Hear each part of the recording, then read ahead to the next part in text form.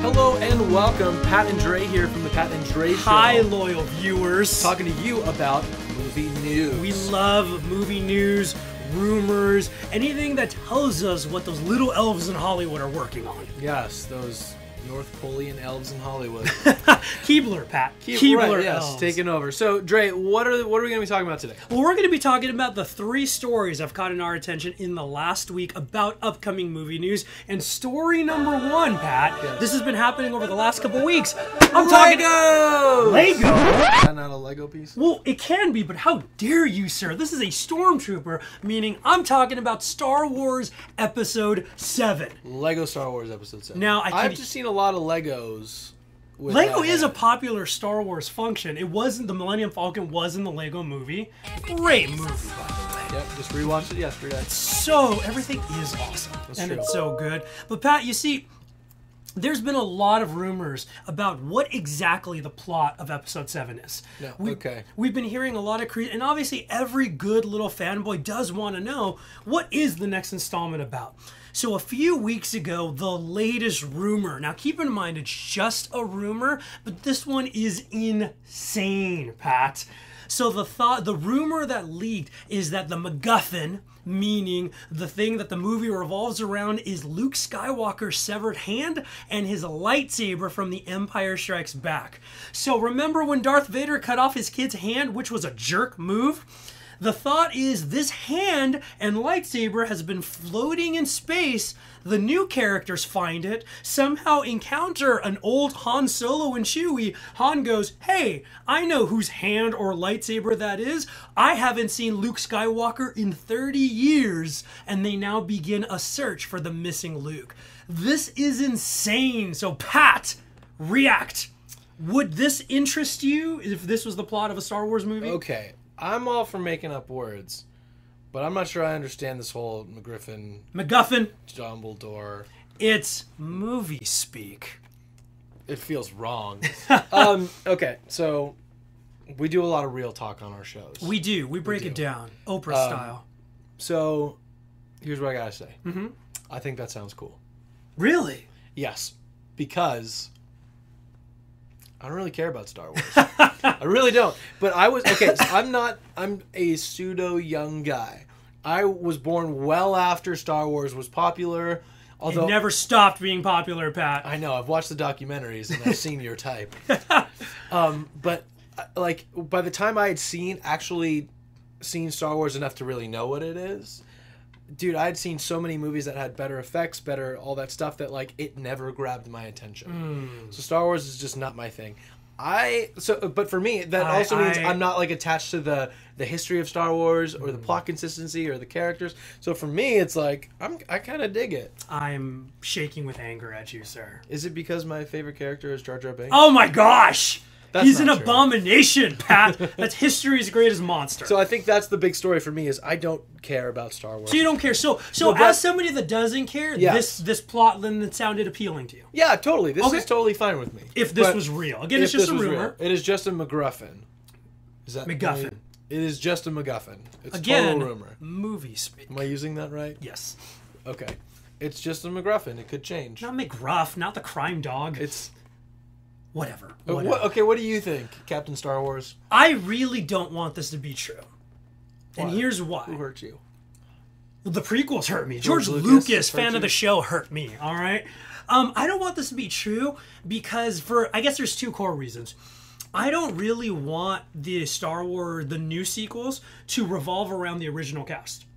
I don't mind that they're there. I think it'll be cool to see them, but I want to see this galaxy far, far away through new sets of eyes. And so this sounds very much like the first movie all over again. They find Han Solo and Chewie. They go on this crazy adventure. And this a sub point. It's weird to me to think that this hand and lightsaber have survived for the last 30 years, just floating in space. Lightsaber, maybe hand. That's what and again, it's a rumor, but the other part about it as a Star Wars fan is I don't like the idea that since Return of the Jedi, Luke Skywalker has been missing. So this idea that he didn't restart the new Jedi Order, he wasn't part of whatever Republic rebuilding they did after the Empire was destroyed, Luke's just gone. Isn't this a little bit like what they did in the Tron reboot? Potentially spoilers. The guy from the first movie was in the... Yeah, he was lost in the video game or something, and the son goes in and finds him. Kind of, yeah. I think that isn't... I didn't like that. Like, I kind of have these grandiose ideas that Luke is now Obi-Wan. You know, he's created a new Jedi Order. And so this idea that Luke's been a hermit since the Ewok dance number, I don't like it. I don't like the idea that it revolves around his hand and his lightsaber. I want something fresh. I want something new. And so this is like, hey, remember this plot point in Empire Strikes Back? Well, we're going to rehash this. I want new. I want to feel that. So that's my opinion. We heard yours. Loyal viewers, what do you think? Tell us in the comments. Do you like this idea, this rumored idea? What would you want to see in Star Wars Episode 7? Sound off. We want to hear your lovely opinions.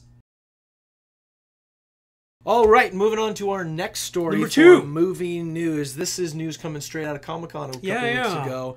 We got our first look at the character, costume, etc. of Wonder Woman. Yes. From the Batman v Superman movie. It's a weird title. Coming the up. Batfleck movie. Yeah, Ben Affleck. So Wonder Woman's going to be in there. Yeah. And we got a first look at the costume. I don't even really...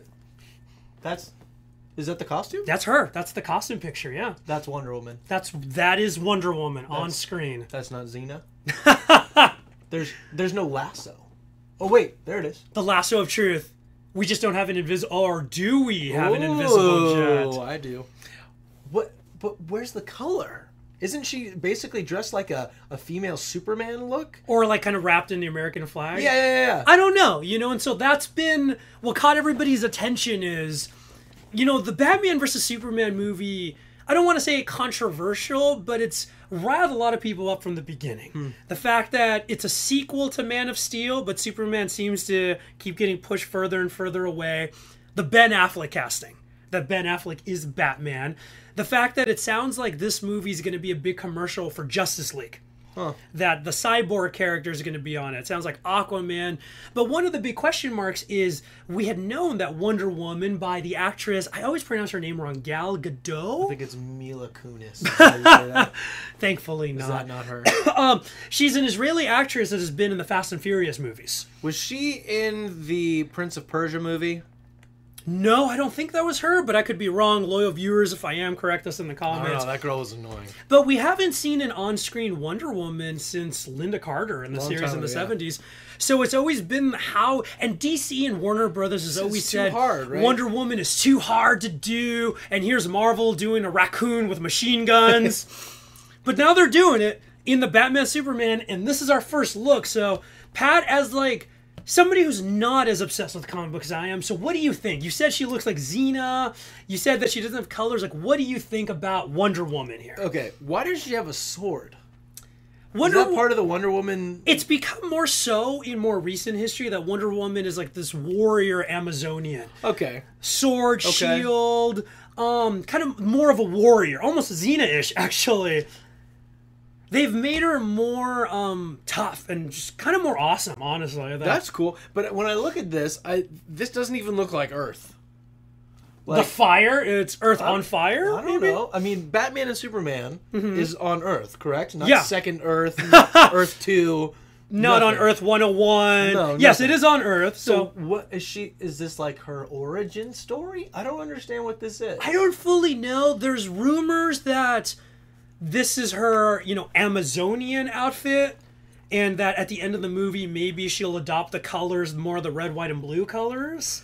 Could be. Here, I'll tell you what. Here's one thing. So, one thing we haven't talked about that was big news a little bit. Yeah. I don't know, a couple weeks ago was Thor, right? Yes. Thor is now a woman. Oh, in the comic books. Yeah, in the comic book series, and who knows what'll happen. Yeah. Thor is now a woman. See, I dig that. And I think, I think this could be cool. I'm all for strong, empowered women. Yeah. I really am.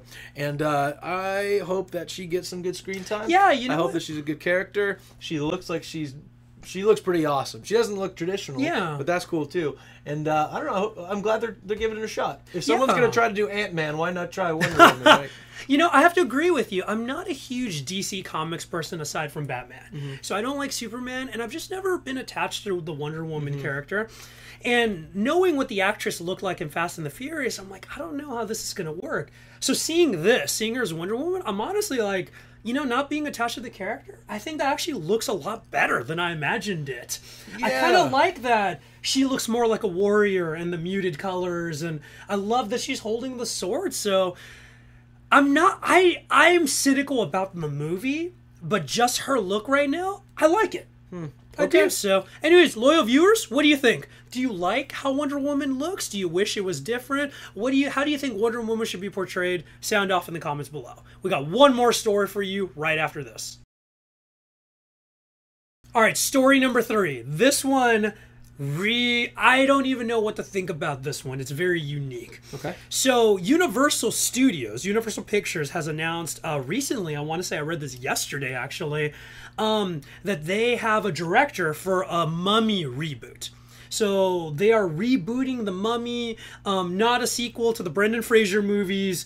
It's supposed to set... Same story? I mean, like... They said all the same movie, in what but I rebooted? No, it's The Mummy, but it takes place in modern times. They said like an action movie with horror elements. But here's what was unique to me: the story isn't that they're rebooting The Mummy. Okay. But Universal says this is the beginning of an entire reboot of all their classic monster movies. So I'm assuming Frankenstein, Wolfman, Dracula, and what they're saying is they want to pull a Marvel Studios and create a shared universe where they make the Universal Monster Avengers. Where they're like in New York fighting aliens. I don't know if that sounds pretty but cool. It sounds like this whole universe building that they all live together, almost like what they tried to do with Van Helsing all those years ago, where they all work together. So, 1, Universal's rebooting their monster movies, and 2, they're aiming towards a shared universe, starting with The Mummy. Pat, what do you think? This goes both ways for me. Okay. 1, I love the idea of the monsters getting rebooted. Okay. I think that's kind of cool and kind of fun. Now, how did you feel about the Brendan Fraser Mummy movies? You know what? As a kid, I enjoyed them a lot. Okay. I tend to like Brendan Fraser. He's a likable guy, fan of the show, Brendan Fraser. Of course. I loved when The Rock got introduced into those movies. It made the movie 60% better. It always does. Because that's what The Rock does. Those were some of his first movies, too. And I was way into what was the WWF at the time, the WWE. And so to see him on screen, I was so stoked about it. Yeah. So I do have a fond place in my heart for those movies. Okay. Likely not the greatest movies ever.